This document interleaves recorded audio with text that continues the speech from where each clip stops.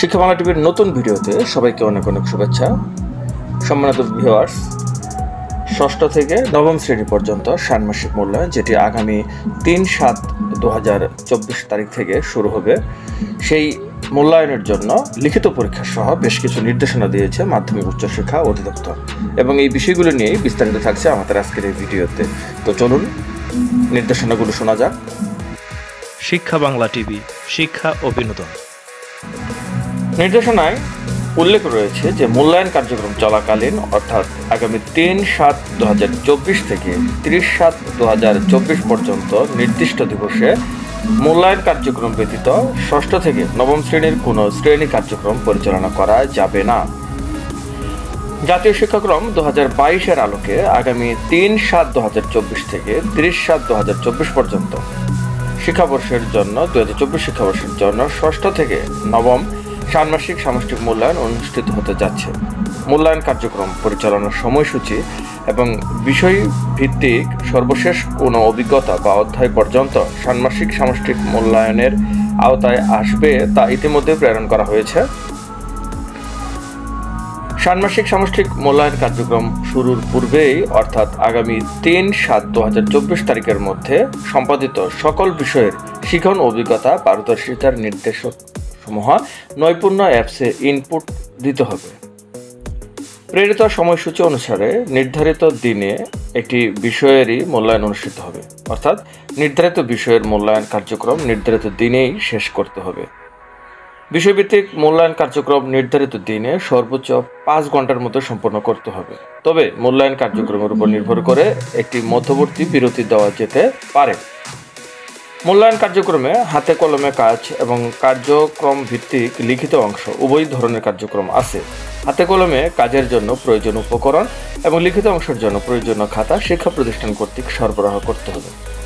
বিষয়ভিত্তিক মূল্যায়নে উপকরণে বৈচিত্র্য রয়েছে, যা বিস্তারিত মূল্যায়ন নির্দেশিকার উল্লেখ করা থাকবে। তবে মূল্যায়ন জন্য উপকরণ সরবরাহের একটি নির্দেশনা একটি ছকে দেওয়া হয়েছে। ছকটি হলো যে মূল্যায়ন কার্যক্রম থাকবে 3 ধরনের: হাতে কলমে কাজ, লিখিত অংশ এবং মূল্যায়নপত্র। হাতে কলমে কাজ, যেটি উপকরণ থাকবে শিক্ষার্থীর সংখ্যা বিবেচনায় পোস্টার তৈরির জন্য সাদা বা রঙিন কাগজ, সাইন পেন, কাঁচি, আঠা, গাম ইত্যাদি। লিখিত অংশের জন্য 16 পাতার খাতা, প্রয়োজনে অতিরিক্ত পাতা সরবরাহ করতে হবে। এবং মূল্যায়নপত্রের জন্য সরবরাহকৃত মূল্যায়নপত্র থেকে শিক্ষার্থীর নির্দেশনা ও মূল্যায়ন বা প্রশ্নপত্র অংশটি ফটোকপি করে সকল শিক্ষার্থীর সরবরাহ করতে হবে। উপকরণ সরবরাহের ক্ষেত্রে মনে রাখতে হবে কোনো উপকরণই যেন ব্যয়বহুল না হয়। রিসাইকেল, রিইউজ এবং আপসাইকেল উপকরণ ব্যবহার করা যেতে পারে। অভিভাবক বা শিক্ষার্থীকে উপকরণ সরবরাহের জন্য কোনো নির্দেশনা প্রদান করা যাবে না। মূল্যায়ন কার্যক্রম পরিচালনার জন্য শিক্ষার্থীদের অভিভাবকের নিকট থেকে সীমিত পরিমাণে মূল্যায়ন কার্যক্রম পরিচালনা ফি নেওয়া যেতে পারে। মূল্যায়ন কার্যক্রম পরিচালনার জন্য মূল্যায়ন নির্দেশনা মূল্যায়ন কার্যক্রম শুরুর পূর্বের দিন নৈপুণ্য অ্যাপসের প্রতিষ্ঠান ড্যাশবোর্ড এবং সংশ্লিষ্ট অধিদপ্তরের ওয়েবসাইটে পাওয়া যাবে। বিষয়ভিত্তিক মূল্যায়ন নির্দেশনা মূল্যায়ন কার্যক্রমের সময়সূচি অনুসারে নির্ধারিত দিনে পূর্বের দিন পাওয়া যাবে। মূল্যায়ন নির্দেশনায় শিক্ষকের জন্য করণীয়, শিক্ষার্থীদের জন্য করণীয় মূল্যায়নপত্র, শিক্ষকের জন্য পর্যবেক্ষণ চেকলিস্ট এবং মূল্যায়ন কার্যক্রম পরিচালনার জন্য বিষয়ভিত্তিক উপকরণ বিবরণ থাকবে।